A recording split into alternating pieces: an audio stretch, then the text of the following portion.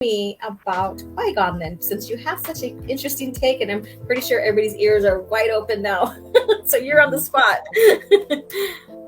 Well, I didn't have a problem with him until he met Anakin.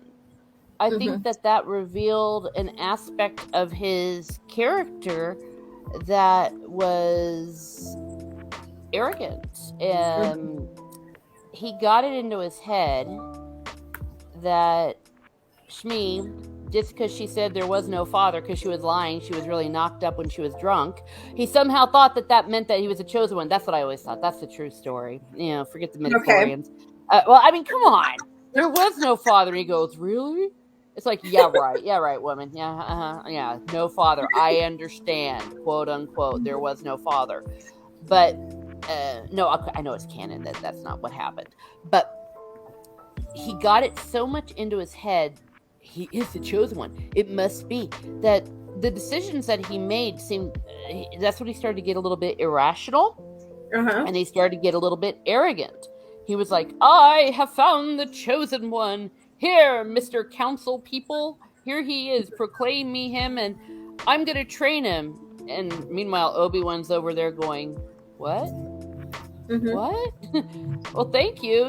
Chopped liver over here. I guess I suck. Sucks to be me."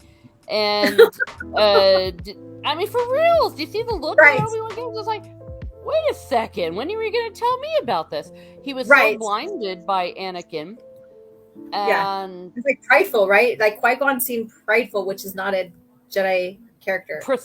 precisely, he came off as very, very prideful.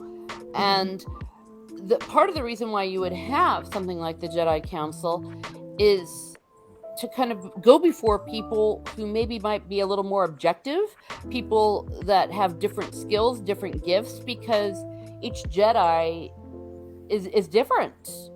And just go figure, anytime that there's a big decision I need to make or something, what do? You ask all sorts of different people, right? Right. And so part of being a Jedi is not for when it's hard. I'm sorry, not for when it's easy, but for when it's hard. Yeah. When they say to him, "No, we're not going to allow him to be trained," and he goes, "What? What? Mm-hmm. He is the chosen one! Oh my gosh!" He's just about loses his crap like a squealing girl, and then they're like, "Well, chill, man." And then Obi-Wan, I think, is pretty rational. He's like, "The boy is dangerous. The boy is dangerous."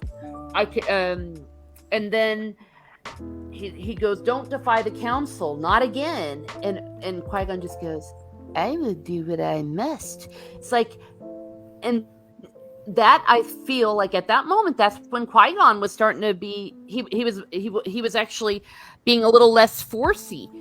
He was cutting himself off. It was more Qui-Gon is wanting this, and he was so convinced that what the Force wants is what Qui-Gon wants.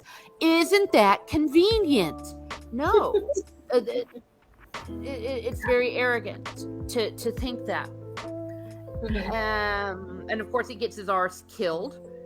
And then at the end, when Obi-Wan's like, "Okay, I'll train him without the council's approval if I must," and Yoda just goes, Qui-Gon's defiance, and since you need that, we do not, which is like, yeah.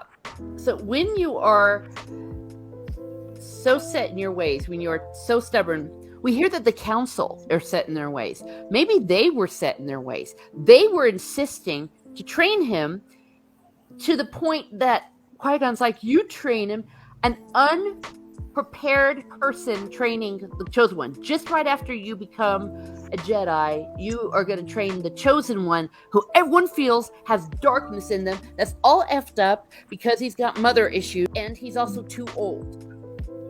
What could possibly go wrong? There you go. You tore that apart right there.